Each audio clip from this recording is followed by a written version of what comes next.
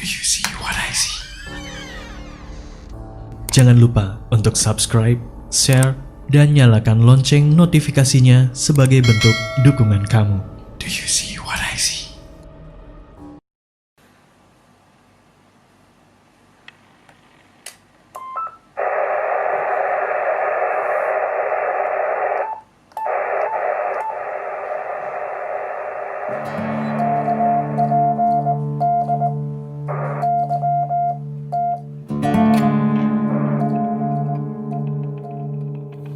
Assalamualaikum warahmatullahi wabarakatuh.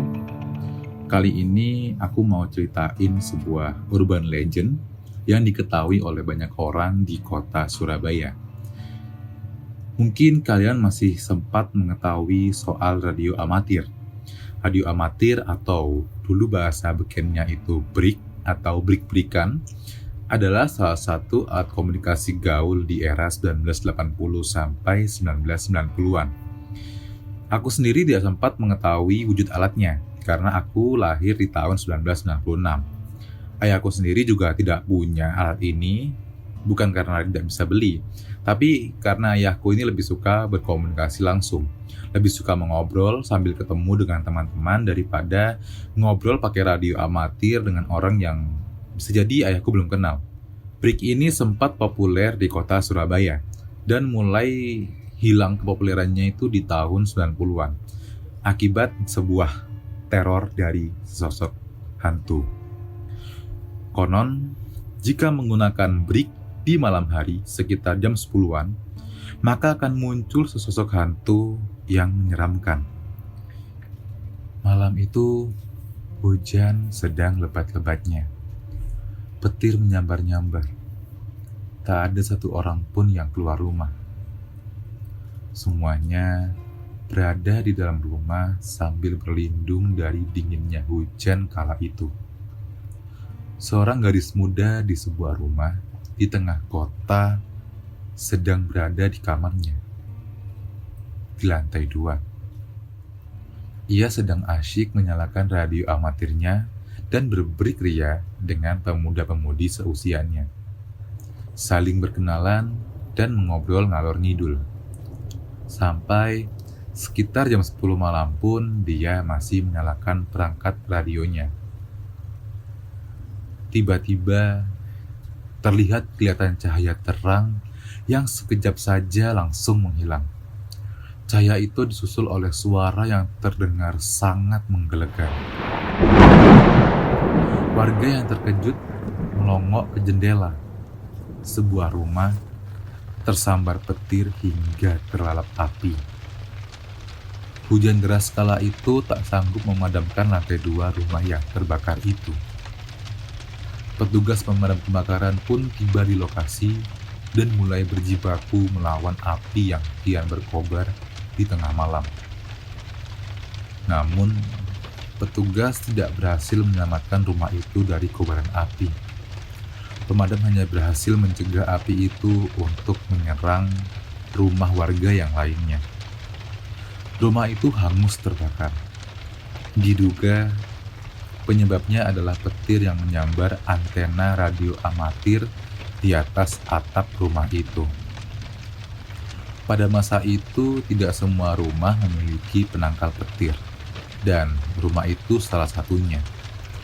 Korbannya hanya satu, si anak pemilik rumah yang langsung tewas terpanggang oleh petir dan kobaran api di lantai 2. Kedua orang tua si gadis itu selamat karena berada di lantai 1 dan segera ditarik keluar oleh warga yang melihat rumah itu terbakar.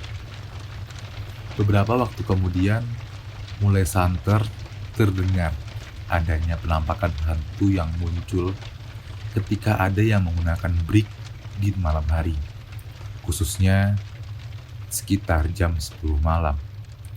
Rumornya apabila mengaktifkan break di jam-jam itu, dapat bertemu dengan si gadis yang meninggal terpanggang akibat sambaran petir itu. Tono, teman ayahku, bukan nama sebenarnya sudah mendengar desas-desus penampakan hantu break itu. Namun, Ia hanya merasa bahwa itu adalah desas-desus belaka.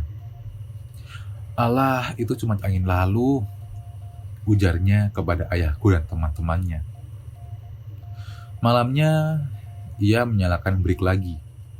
Tujuannya untuk menambah teman dan siapa tahu bertemu cewek di brik dan bisa diajak kenalan. "Selamat malam, Tono di sini. Tango Oscar November Oscar, ada siapa aja di sini?" ujar Tono menggunakan brik.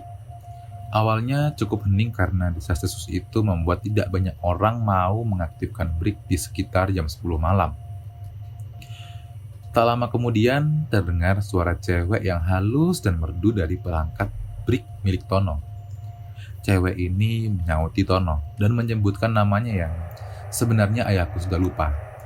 Tapi di sini kita sebut aja namanya Sarah. "Malam Tono, Sierra Alpha Romeo Alpha Hotel di sini," jawab Sarah dari perangkat radio amatir itu. Tono langsung kegirangan mendengar suara cewek yang halus dan merdu itu. Dalam pikirannya, cewek dengan suara seperti itu pastilah cewek cantik. Mereka pun mengobrol dengan seru, sampai akhirnya Sarah tiba-tiba mengajak Tono untuk kopi darat alias ketemuan. "Tono, gimana kalau kita kopdar sekarang?" ujar Sarah yang sedikit mengagetkan Tono. Tono ingat betul dengan desas-desus yang sering ia dengar tentang hantu radio amatir ini. Ia ingat bahwa hantu ini suka mengajak kopdar secara tiba-tiba dan langsung datang ke tempat korbannya berada. Tiba-tiba terdengar suara pintu kamar Tono terbuka dengan sendirinya. Tono langsung merinding. Ia menoleh pelan-pelan sambil takut-takut. Di depan pintu kamarnya ternyata kosong. Tidak ada siapa-siapa. Namun, tiba-tiba Tono mencium aroma gosong yang menyengat.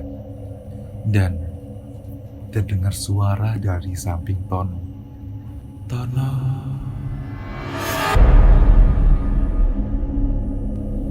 Tono menoleh dan ia langsung pingsan.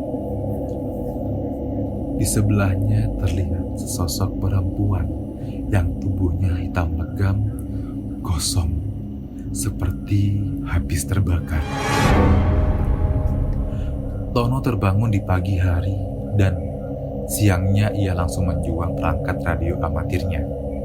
Ia kapok bermain brik dan trauma melihat hantu itu. Sejak saat itu, pengguna brik mulai berkurang dan berkurang, hingga alat itu tidak lagi digunakan di Surabaya. Sekian ceritaku kali ini, semoga menghibur. Terima kasih sudah mendengarkan. Wassalamualaikum warahmatullahi wabarakatuh.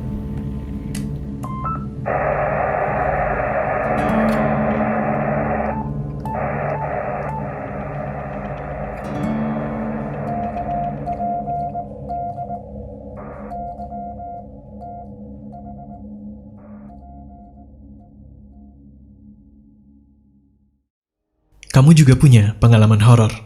Kirim cerita kamu ke alamat berikut.